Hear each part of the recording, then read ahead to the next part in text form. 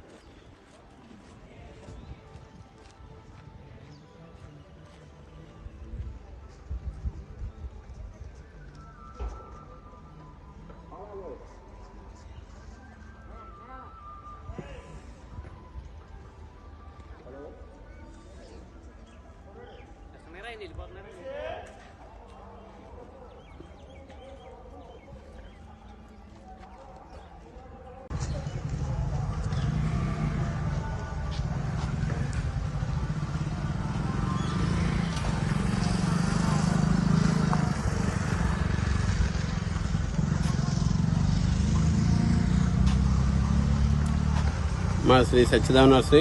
నా పేరు పుల్లాపల్లి సత్యనారాయణ. అలాగే ముందుగా ప్రేక్షకులందరికీ కూడా నూతన సంవత్సర శుభాకాంక్షలు.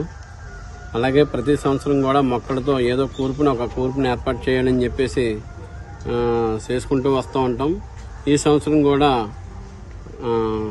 నూతనంగా ఏదో ఒకటి ఏర్పాటు చేయాలని చెప్పేసి నూతన సంవత్సర శుభాకాంక్షలు తెలియజేయాలి ప్రేక్షకులందరికీ కూడా అని చెప్పేసి ఈ కార్యక్రమాన్ని ఏర్పాటు చేయడం జరిగింది. ఈ కార్యక్రమానికి ఇందులో శ్రీ హ్యాపీ న్యూ ఇయర్ పలుకుతూ stay positive, think positive, stay positive అనే దృఢ సంకల్పంతో ఈ కార్యక్రమం చేయడం. అంటే ఏదైనా కార్యక్రమాన్ని చేయాలని చెప్పేసి తలుచుకున్నప్పుడు దాన్ని పట్టుదలతో చేయాలని చెప్పేసి చేసినప్పుడు అది తప్పనిసరిగా కూడా నెరవేరుతుంది. అందు గురించి దీన్ని ఏర్పాటు చేయడం జరిగింది. అలాగే ఈ కూర్పుకి అనేక రకాలైన మొక్కలు ఏర్పాటు చేయడం జరిగింది. దీనికి సుమారుగా 28,000 మొక్కలు పెట్టడం జరిగింది.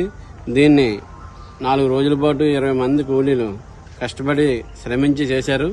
దీంట్లో alternanthera gold, alternanthera green, eranthemum, amaranthus mini, coprosma gold, coleus ఏర్పాటు చేయడం జరిగింది.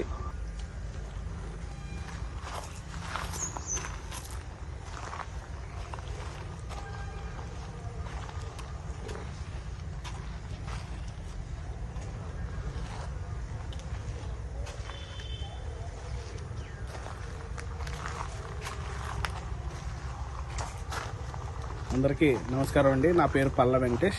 మాది పల్ల వెంకన్న నర్సరీ అండి.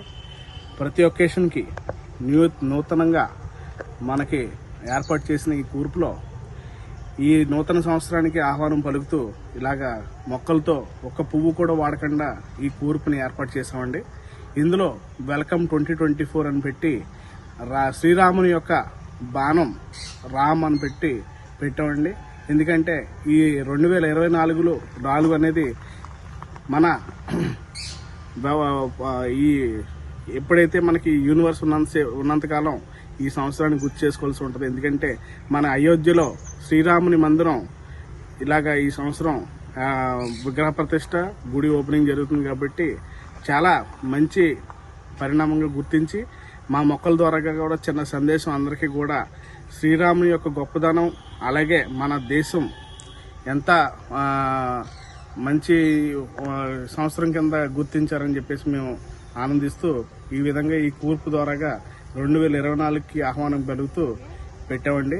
ఇందులో ఆల్టర్నేంతర రెడ్, ఆల్టర్నేంతర ఎల్లో, ఆల్టర్నేంతర గ్రీన్ అండి, తర్వాత క్యాజురినా గ్లూకా వెరైటీస్ని యూజ్ చేసామండి.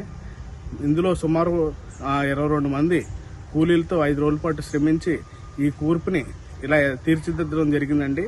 మెయిన్ కాన్సెప్ట్ ఏంటంటే మన శ్రీరాముడి యొక్క గుడి 2024లో ఇలాగా విగ్రహ ప్రతిష్ట, గుడి ఓపెనింగ్ జరుగుతుంది. కాబట్టి ఈ సంవత్సరం చాలా ప్రత్యేకమైన మేము భావిస్తూ ఈ సంవత్సరాన్ని ఇలాగా మంచి అందరికీ జరగాలని కోరుకుంటూ అందరికీ మరోసారి నూతన సంవత్సర శుభాకాంక్షలు అండి. ముందుగా ప్రేక్షకుల మహాశయులందరికీ నూతన సంవత్సర శుభాకాంక్షలు. మన ఎన్నో సంవత్సరాల కళ, సుదీర్ఘ కాల దశాబ్ద కాలం నెరవేరుతుంది. మన జనవరి 24వ తారీఖున మన ప్రధానమంత్రి మోడీ గారిచే అంగరంగ వైభవంగా మన అయోధ్య రామ నిర్మాణం పూర్తయి మనం ఓపెనింగ్ చేసుకోబోతున్నాం సార్ అంతం కూడా. దాని నిమిత్తం మన సత్యదేవ నర్సరీ అడిపులంక పుల్ల ఆంజనేయులు గారు వారి కుమార్ సార్ ఈ అయోధ్య రామ మందిర కూర్పుని మనం ఏర్పాటు చేయడం జరిగిందండి. దీంట్లో సుమారు మనకి ఒక 50,000 నుంచి 60,000 దాకా మొక్కలు వాడాం సార్.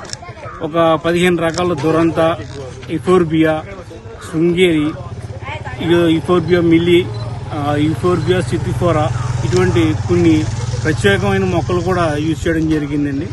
దీని ద్వారా ఏంటంటే సమాజానికి మనం చాటి చెప్పేది ఏంటంటే మనం ఏ కార్యక్రమాన్ని మొదలెట్టేటప్పుడు ప్లాస్టిక్ వస్తువులు, ప్లాస్టిక్ పూలు వాడడం చాలా సర్వసాధారణం అయిపోయింది.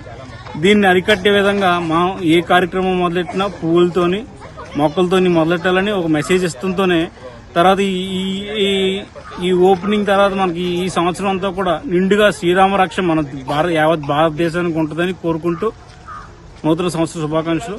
శ్రీ సత్యదేవ నర్సరీ పుల్ల ఆంజనేయులు.